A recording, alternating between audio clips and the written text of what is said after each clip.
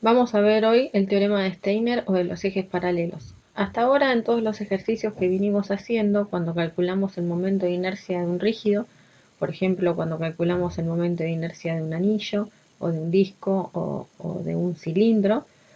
siempre queríamos calcularlo alrededor de un eje que contuviera el centro de masa. Siempre el eje pasaba por el centro de masa del rígido que estábamos mirando.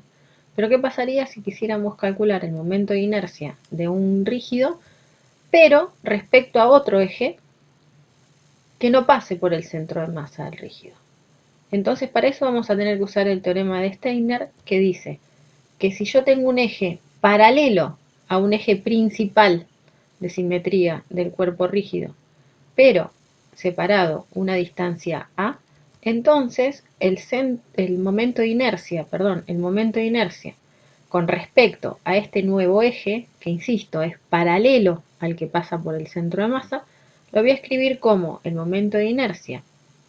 desde el centro de masa más la masa del rígido por la distancia entre los dos ejes al cuadrado.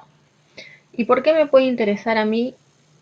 hacer este cálculo? Bueno, en principio lo vamos a usar en un caso que nos va a ser de mucha utilidad para resolver varios problemas, que es el caso de un sólido que rueda sin deslizar sobre una superficie. En este caso, si quiero calcular el momento de inercia con respecto al centro de masa, es la cuenta que ya habíamos hecho en otros videos anteriores y que da la masa por el radio del cilindro al cuadrado sobre 2. Estoy teniendo en cuenta acá que solo tiene masa el cilindro que forma la rueda y que los rayos tienen masa despreciable, o sea que solo contribuyen al momento de inercia las paredes del cilindro. Ahora bien, nosotros vamos a querer calcular más adelante para muchos problemas, va a ser de suma utilidad, querer calcular el momento de inercia del mismo cilindro, pero con respecto a un eje que pasa por el punto que tienen en común el cilindro y la superficie sobre la que el cilindro se apoya.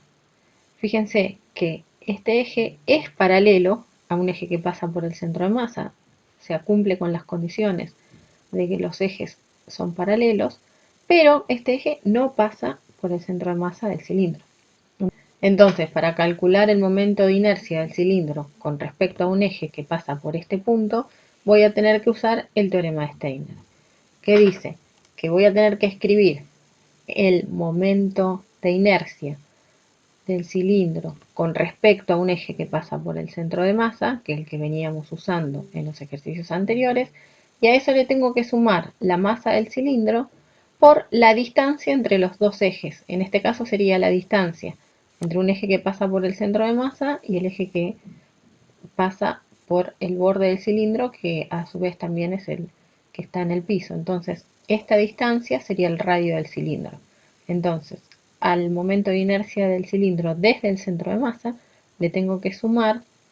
la masa del cilindro y el radio del cilindro al cuadrado. Puedo sumar estos dos términos y finalmente me queda que el momento de inercia con respecto a este eje es 3 medios de la masa del cilindro por el radio del cilindro al cuadrado.